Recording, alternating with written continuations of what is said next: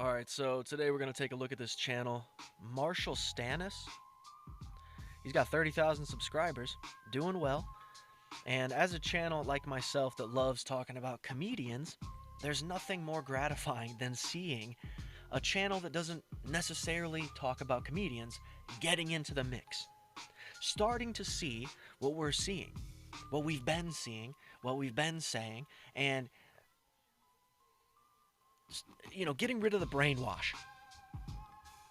Because the bigger channels that start acknowledging this, the better it is for the smaller channels like myself. Because it's like, hey man, we've been saying it though. We've been saying it. But I want to hear how this guy takes on Bert Kreischer'S new Netflix show. Let's hear what he's got to say. All right, so Bert Kreischer seems to be one of the least liked comedians to come out of the Rogan sphere. One of Joe Rogan's friends who has been elevated way past where he should be in terms of the comedy world because he's friends with Joe Rogan. I'm the machine! And I cats! Bert Kreischer is known for essentially bullshitting on his podcast and making up stories all the time that you would be an idiot to believe. He's known for one gimmick, which is the fact that he's fat and he takes off his shirt during his special and the whole... Absolutely. Oh, he also drinks a lot. That's another one. It's another thing that's supposed to make him funny. Whole crowd will lose their mind. He's also known for sitting there with his co-host laughing at the expense of poor people and telling them that they need to work hard like him and Tom Segura. Despite all of this, for some reason, a year or two ago, he got a whole ass movie given to him. A movie that had Mark Hamill in the cast list, a full-on... Okay, before we get deep into that, let's just say that Bert Kreischer from the very beginning was a guy who was willing to sell his soul. Okay? He was willing to do that for anything.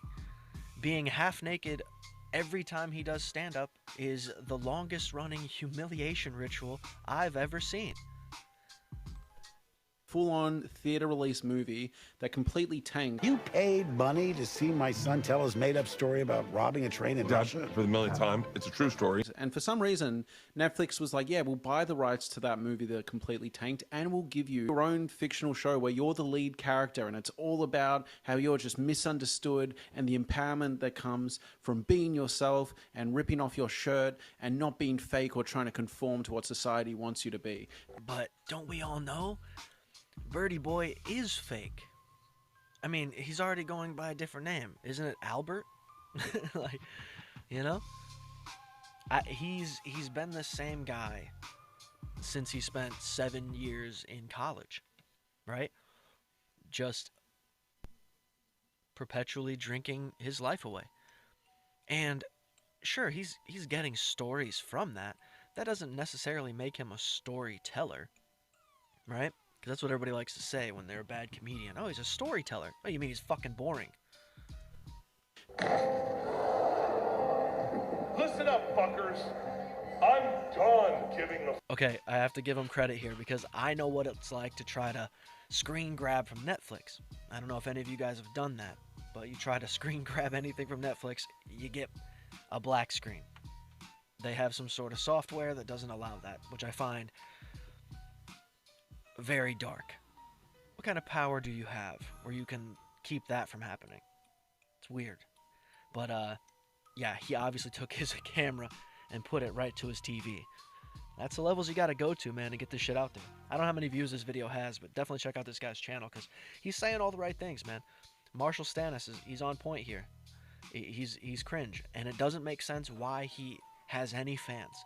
It doesn't make any sense why Joe Rogan has fans, why Tony Hinchcliffe, Whitney Cummings, why do you have fans? You are not funny. In the fuck. Yeah, Bert.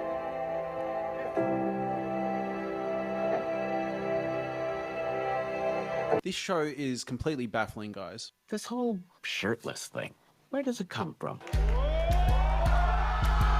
Again, my last video, I talked about, Unique and these other guys that are sitting through this stuff in like a serious way. Now, maybe not so much today where you're getting clips from it, you're looking for the strange shit, but you're still sitting through it. You're still listening to a back and forth conversation between whatever, dude. A comedian and a guy, And people are doing this with his show. Somebody sat through and watched all these episodes, dude. These actors had to sit here, the cameramen, like, that's crazy, dude. There are people probably right now that are subscribed to my channel that might have even like worked on this movie or this show in some way. That's how deep it goes. You know what I mean? Or if not me, at least like what's that? American Read Actor Too Lazy. You guys watch this shit. You know what I mean? And then you see the guy on camera. You're like, yeah, no, they were right. All of them were right. Maybe live life with your shirt on. My daughter just transferred into Barclay, 8th grade. Walk right into hand jobs. Now, for those of you who think I'm being too harsh, let me tell you two major plot threads in this show. The first one, as I mentioned before, is the fictionalized version of Bert Kreischer dealing with the fact that he has to take off his shirt at every show. And you can tell this is a sore spot that the real Bert Kreischer wants to address, despite the fact that he continuously keeps making movies and shows and stand-up specials where he takes off his shirt and they're all about the fact that he takes off his shirt. It's now his thing in the world of stand-up comedy, and people keep coming up to him. All right, that's some weird editing, I have to admit. Now, I get putting the camera to the TV for the Netflix clip, but why record in the exact same spot with only the camera and no microphone? It's just odd choice to also then have 30,000 subscribers.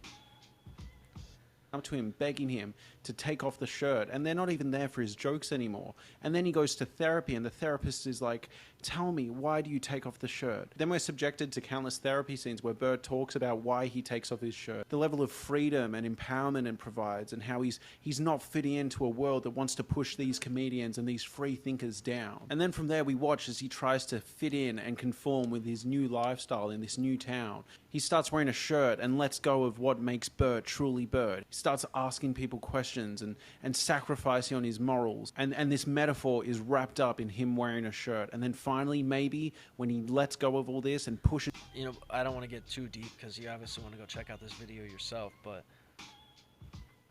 you can see just from these clips that there's not very many known faces surrounding Bert, like other funny people.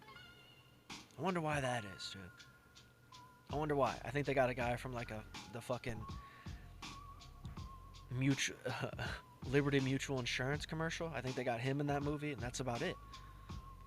That's about it. And then Bert will tell you that, oh, he's acting now. But then he'll say he only plays himself. Well then, sir, that's not acting. By definition. How do you... I mean, why does nobody correct that either? It's so weird. Like, yeah, I can only play myself, but I'm an actor now. It's like, you're not then. That doesn't make any sense. And also, you're a grown man saying that out loud. There's nothing in your head that clicks like, hey, maybe that sounds odd.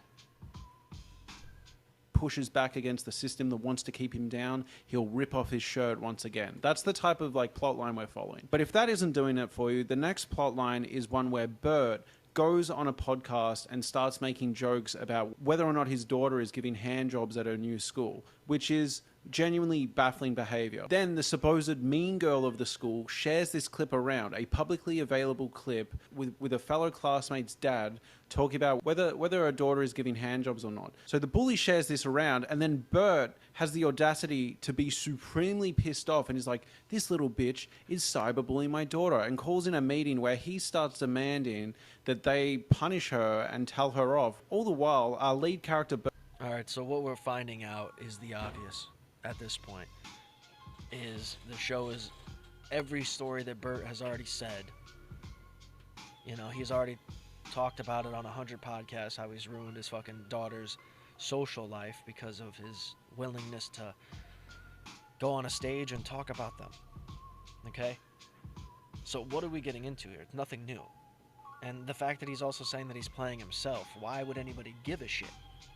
Why would somebody allow him to waste money on this? That's my biggest thing. Why would somebody give this man money to make a TV show that we know for a fact is going to be watched just for the ridicule?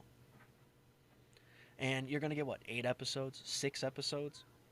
So he can, what, continue to claim that he's this and be braggadocious about that? It's just lame, like 16-year-old girl behavior. Like, look, I got the better car now. Look, I did this. I was in a TV show now. Look, I have 2 houses now. Look, I have another special now. Like, fucking, who cares, bro? Like, at this point, people need to just stop watching the stuff that is bad, and you know it's bad before even watching it. We don't need to watch it to know it's bad, bro. Anybody that knows anything about Bert Kreischer long before this knew that him having a TV show, pointless. Makes no fucking sense. Why watch it when you know it's already bad? Why suffer through it? For this? To go and make a YouTube video? Fine. But watch the trailer. That's all you need when it's somebody like this who's this prolific in being bad. And you can ask all the questions from the trailer. Hey, why is it always the same fucking 6 stories, no matter what?